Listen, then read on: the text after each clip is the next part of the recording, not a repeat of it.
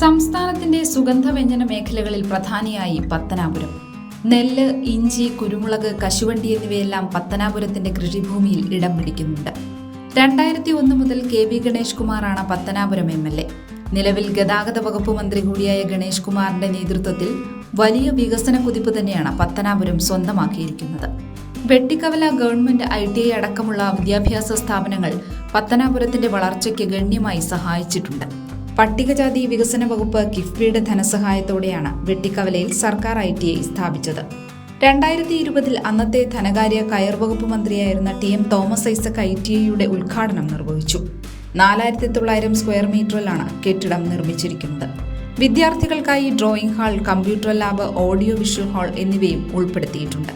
Vettikkavala government higher secondary school, government LP school, Muhammadan government HSS Edathara എന്നിവയും വിദ്യാഭ്യാസ മേഖലയെ പരിപോഷിപ്പിക്കുന്നു. മികച്ച വിദ്യാഭ്യാസവും സ്മാർട്ട് ക്ലാസ് റൂമുകളും ഉറപ്പുവരുത്തുന്നതിനായി കിഫ്ബി ഫണ്ട് അനുവദിച്ചിരുന്നു. 1934 സ്ഥാപിതമായ Muhammadan higher secondary school Punalur ബ്ലോക്കിലാണ് നിർമ്മിച്ചിരിക്കുന്നത്.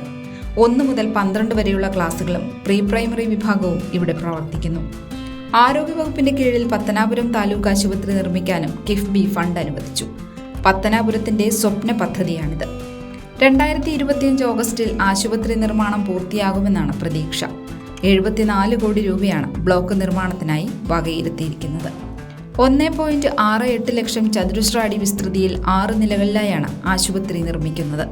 കല്ലടയാറിന്റെ തീരത്ത് പത്തനാപുരം ബ്ലോക്ക് പഞ്ചായത്തും താലൂക്കിലെ 6 പഞ്ചായത്തുകളും ചേർന്ന് വാങ്ങിയ 2 ഏക്കർ സ്ഥലത്താണ് നിർമ്മാണം പുരോഗമിക്കുന്നത്.